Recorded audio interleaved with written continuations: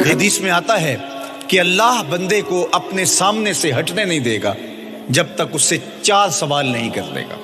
آپ دیکھیے، میں دیکھوں کیا ہم ان سوالوں کے جواب دینے کے لیے اپنے آپ کو تیار کر رہے ہیں۔ پہلی چیز، اللہ پوچھے گا عمر کہاں گزاری۔ دوسرا سوال، اللہ تعالیٰ علم کے بارے میں پوچھے گا، جو پڑھا تھا بتا عمل کہاں تک کیا۔ خلوت جلوت زندگی شام و سحر تیرے اس سیکھے ہوئے علم کی مطابقت میں تھے یا علم عزت دولت کمانے کے لیے پڑھا تھا۔ تیسری بات، اللہ پوچھے گا مال کمایا کیسے، اور مجھے بتا مال خرچ کہاں کیا۔ آج لوگ نیب سے ڈرتے ہیں کہ ہم سے پوچھ نہ لیا جائے کہ یہ آیا کہاں سے، منی ٹریل پیش کرو، یہاں ہم بچ جائیں گے۔ کوئی مکر، کوئی دھندا، کوئی فریب چل جائے گا، کوئی پریشر، کوئی افرادی قوت، کوئی سیاسی اثر و رسوخ، کوئی رشوت، کوئی سفارش، کچھ نہ کچھ تو راستہ نکل ہی آئے گا۔ اور آج کی دنیا میں صرف یہی پوچھا جاتا ہے کمایا کہاں سے، یہ نہیں پوچھا جاتا خرچ کہاں کیا۔ جیسے چاہو خرچ کرو، لیکن وہاں سوال ہوگا وَفِيمَا أَنفَقَهُ، خرچ کہاں کیا، یہ سوال بھی کیا جائے گا۔ وَعَنْ جِسْمِهِ فِيمَا أَبْلَاهُ، اور جسم کے بارے میں پوچھا جائے گا، اس جسم کو دی ہوئی توانائیوں کو خرچ کہاں کیا۔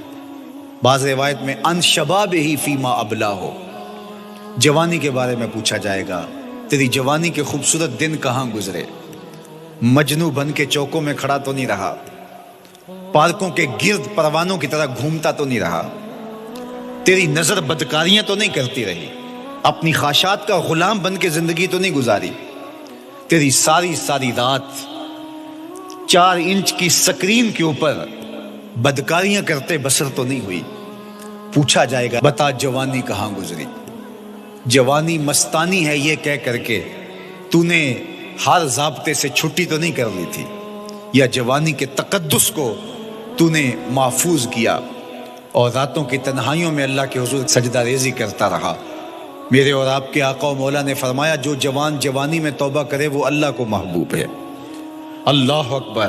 اور اللہ جن 7 لوگوں پر اپنے عرش کا سایہ کرے گا ان میں سے ایک شخص کا ذکر کرتے ہوئے فرمایا وَشَابٌ نَشَأَ فِي عِبَادَةِ اللَّهِ، وہ جوان جس کی جوانی اللہ کی عبادت میں گزری، قیامت کے دن جب کوئی سایہ نہیں ہوگا اللہ اسے اپنے عرش کا ٹھنڈا سایہ عطا فرمائے گا۔ میرے مخاطبین جو اس وقت میرے سامنے موجود ہیں بالمشافہ، اور پوری دنیا کے اندر جو اس وقت مجھے دیکھ رہے ہیں، ان میں زیادہ تر تعداد نوجوانوں کی ہے، تو میں آپ سب سے مخاطب ہوں اور آپ کو کہتا ہوں کہ یہ جوانی دوبارہ نہیں ملنی۔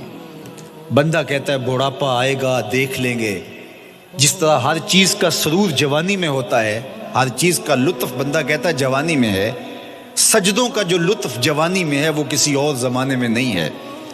اپنی پیشانی کو سجدوں سے آشنا کرو، اپنی جوانی کو مثل سحر بے داغ رکھنا، اپنے شباب کو الجھنے نہ دینا، اپنے شباب کے تقدس کو پامال نہ ہونے دینا۔ اس کائنات کا بہترین چہرہ وہی ہے جو جنسی کالک سے محفوظ ہے۔ اپنے تقدس کو مجروح نہ ہونے دینا۔